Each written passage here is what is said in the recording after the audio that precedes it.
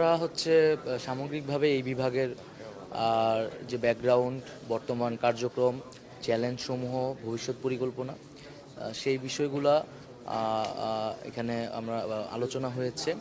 আমি আমার জায়গা থেকে কথা বলেছি যে আমাদের হচ্ছে যেই সাইবার সিকিউরিটি অ্যাক্টটি রয়েছে তার যেই ধারাগুলো নিয়ে সমালোচনা রয়েছে সেই ধারাগুলো নিয়ে আমাদের পুনর্বিবেচনা করতে হবে এবং তরুণদেরকে ব্যাপকভাবে এই মন্ত্রণালয়ের সাথে যুক্ত করতে হবে। সেই জায়গায় একটি দেশে এবং দেশের বাইরে যারা আইটিতে দক্ষ এবং আগ্রহী নতুন ধরনের কাজ করতে, তাদেরকে নিয়ে একটা স্পেশাল টিম গঠনের কথা আমরা ভাবছি।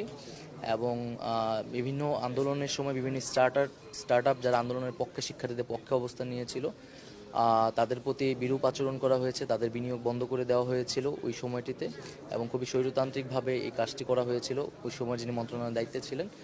আমরা এই বিষয়টি নিন্দা জানিয়েছি এবং দ্রুত সময়ের মধ্যেই তাদের সাথে যোগাযোগ করা এবং তাদের সাথে পুনরায় সরকারের যে একত্রে কাজ করার যে প্রক্রিয়া ছিল সেটি চালু করা হবে।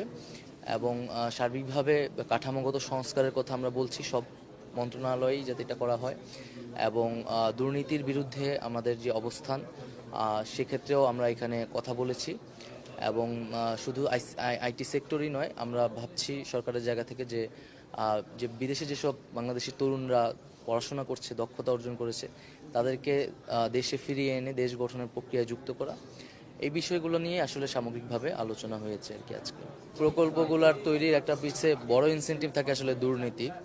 তো এই জায়গাগুলো অবশ্যই রোধ করতে হবে এবং যতটুকু আমাদের প্রয়োজন, যতটুকু আমাদের ক্যাপাসিটি, তার ভিতরেই কাজ করতে হবে এবং প্রশিক্ষণের জায়গাটা আসলে সবার আগে।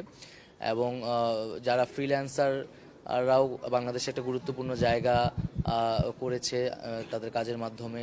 আইটি সেক্টরে তরুণরা কিন্তু নিজ উদ্যোগে অনেক ধরনের স্টার্ট আপ তৈরি করছে। তাদেরকে যুক্ত করতে হবে এবং তাদেরকে আরও ভালোভাবে প্রশিক্ষিত করতে হবে। এবং একটা দক্ষ জনশক্তি কিন্তু আমাদের আইটি সেক্টরে খুবই গুরুত্বপূর্ণ এবং এই জনশক্তির উপরেই কিন্তু নির্ভর করবে ভবিষ্যৎ বাংলাদেশ। তো এই সেক্টরে অবশ্যই সেই ধরনের কোনো ধরনের দুর্নীতি এবং বা অবহেলার আসলে সুযোগ নেই। যেটি আমরা যে নতুন একটি বাংলাদেশ, নতুন একটি স্বাধীনতার কথা বলছি এবং যেই তারুণ্যের হাতে যেই স্বাধীনতাটি এসেছে, এই তারুণ্যটিকেই কিন্তু এই দেশ গঠনে, এই তথ্য প্রযুক্তির বিপ্লবে আবার নেতৃত্ব দিতে হবে। আজকে হয়তো একটা প্রাথমিক আমরা তদন্ত রিপোর্ট, যেহেতু 24 ঘন্টার সময় দিয়েছি, এটার উপর নির্ভর করে হয়তো পুনরায় তো যদি তদন্ত করা লাগে বিস্তারিতভাবে সেটি করা হবে।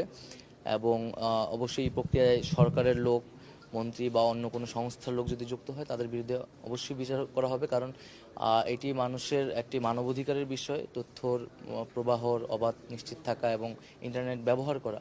তো যারা এটি করেছে, বন্ধ করে দিয়েছে, তারা মানবাধিকার লঙ্ঘন করেছে এবং এটি বন্ধ করে শত শত মানুষকে কিন্তু হত্যা করা হয়েছে।